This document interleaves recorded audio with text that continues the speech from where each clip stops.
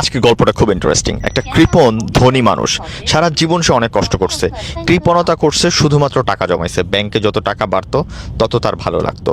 এইভাবে কৃপণতা করতে করতে সে নিজের জন্য কিছু করেনি, পরিবারের জন্য কিছু করেনি, সমাজের জন্য কিছু করেনি। কিন্তু বয়স বেড়ে গেছে, এখন হসপিটালের বেডে অসুস্থ। এখন সে প্রতিদিন চিন্তা করতেছে, আমি এত টাকার মালিক, এই টাকাগুলো কিভাবে খরচ করব। এটা চিন্তা করতে করতে সে আরও অসুস্থ হয়ে গেছে। আর যথারীতি তার মৃত্যুর সময় হয়ে আসছে। ডক্টর এসে বলছে সে আর 10 মিনিট বাঁচবে। তো এমন একটা সিচুয়েশনে সে ডক্টরকে ডাকছে, ডেকে রিকোয়েস্ট করছে, আচ্ছা ডক্টর, আমি এত টাকার মালিক, এত কিছু আমার আছে, এর অর্ধেক আমি আপনাকে দিয়ে দিই, আপনি কি আমাকে একটা দিন বাড়াই দিতে পারবেন? একটা দিন। ডক্টর সরি বলছে না, পসিবল না।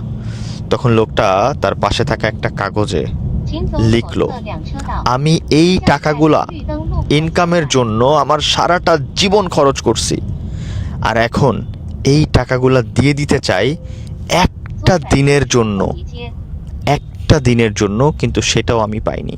অর্থাৎ যেই টাকা অর্জনের জন্য আমি আমার সারা জীবন নষ্ট করে ফেললাম, সেই অর্জনের টাকা পুরোটাই দিয়ে দিতে চাইলাম, কিন্তু পৃথিবীর একটা মানুষ আমাকে একটা দিন দিতে পারলো না।